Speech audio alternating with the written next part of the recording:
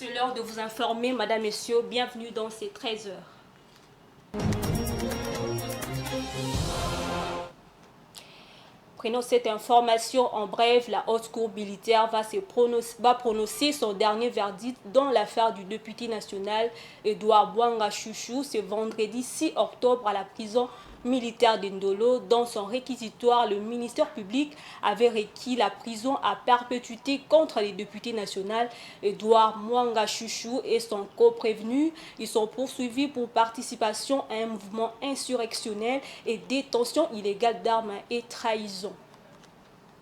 Et puis, une femme candidate à la présidentielle, il s'agit de Marie-Josée Ifoku, candidate malheureuse à la présidentielle de 2018. Son combat reste le même, la rupture du système de la prédation par la combolisation pour la renaissance de la RDC. Déclaration de Marie Ifoku après les dépôts de sa candidature ce jeudi 5 octobre 2023 au siège de la Commission électorale nationale indépendante à Kinshasa, Gombe. Suivez.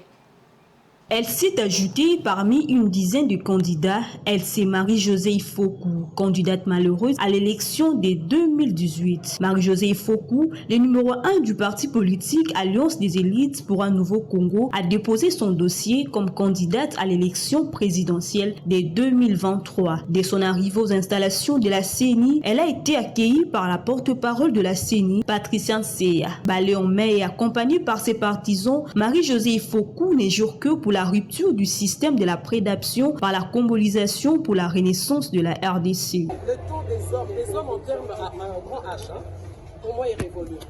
Nous sommes à une époque ou à un temps où je pense que le peuple doit choisir une vision et non un homme. Et nous apportons une vision qui est la rupture du système de prédation par la combolisation pour la renaissance de la RDC. Donc voilà, une vision pour diriger le pays. Et je pense que ça nous donne toutes les chances pour pouvoir conduire ce pays. De quelle rupture je parle? De la première naissance que nous avons connue ici en République démocratique du Congo, État indépendant du Congo, l'état d'esprit de prédation qui nous a mis au monde, s'est perpétué malheureusement à travers nos dirigeants depuis l'indépendance jusqu'à aujourd'hui.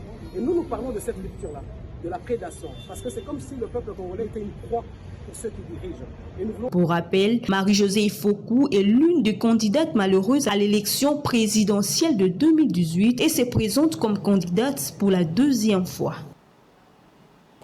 En sport, les violences et désordres dans les installations et infrastructures sportives en République démocratique du Congo continuent de se manifester ce mercredi 4 octobre lors du 109e derby de Kinshasa entre le Daring Club Motema Pembe et l'ASV Club pour le compte du championnat national football. Plusieurs casses ont été enregistrées par les supporters du club vert et noir de la capitale pendant et après cette rencontre. Le détail avec Blaise Kouzola.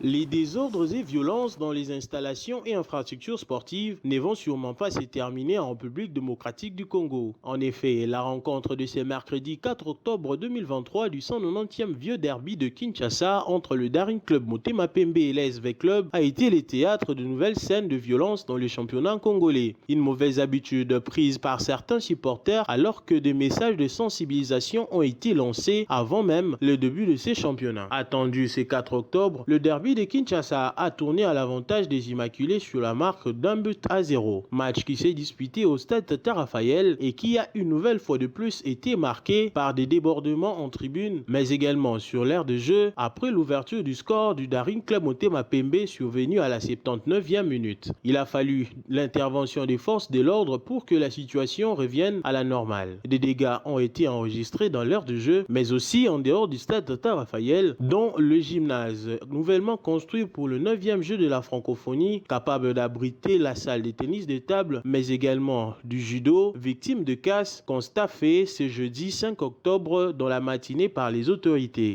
Des sanctions lourdes sont donc à craindre contre l'équipe de l'AS Vita Club pour les actes posés par ses supporters. Depuis la fin de saison dernière, de tels scénarios se produisent encore, malgré quelques mesures prises par la Ligue nationale de football, mais aussi la Fédération congolaise de football association. Un comportement à bannir définitivement dans l'antre des installations sportives. Vita Club, comme en 2015, mission Stade Raphaël.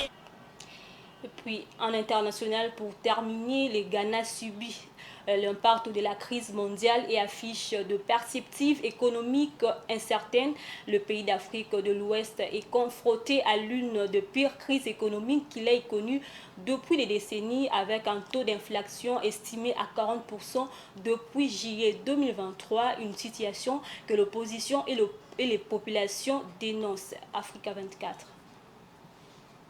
Depuis le début du second semestre 2023, la hausse des prix à la consommation pèse sur la bourse des ménages ghanéens. Selon les données officielles, le Ghana affiche depuis une hausse de 40% de son taux d'inflation. Une situation principalement due à l'impact des crises mondiales que sont les changements climatiques et les différents conflits armés qui fragilisent les économies mondiales et africaines. De plus, la dépréciation de 22,5% de cédis face au dollar en février a davantage contribué à l'aggravation de la crise économique que subit le pays depuis quelques mois. Face à cette situation, des centaines de personnes ont pris part le 3 octobre 2023 à Accra à une manifestation organisée par le parti de l'opposition, le Congrès national démocratique. Pour tous, l'objectif est le même, dénoncer la crise économique persistante du pays qu'ils imputent aux politiques du gouverneur de la Banque centrale.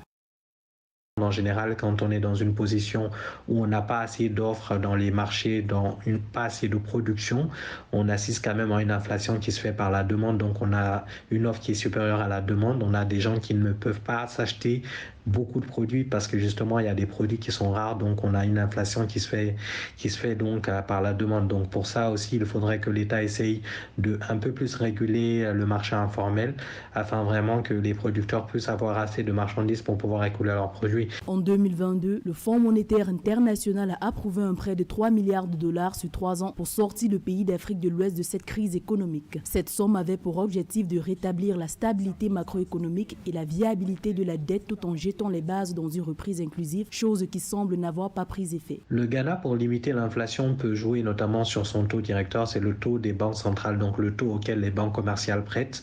Et une fois que les banques commerciales prêtent à des taux qui sont, disons, élevés, elles vont obligatoirement réduire leurs emprunts et cela peut jouer sur les ménages et peut donc jouer sur leur capacité de revenus et donc sur l'inflation. Selon la Banque mondiale, la croissance économique du Ghana devrait ralentir à 1,5% en 2023 et remonter en 2024 à 2,8%, mais l'économie devrait retrouver sa croissance potentielle d'ici 2025 avec l'assainissement budgétaire et la mise en œuvre des réformes structurelles annoncées par les autorités ghanéennes. Voilà, c'est tout pour ce bulletin d'information. Prenez rendez-vous à 19h30 avec Damani Mujinga. Au revoir.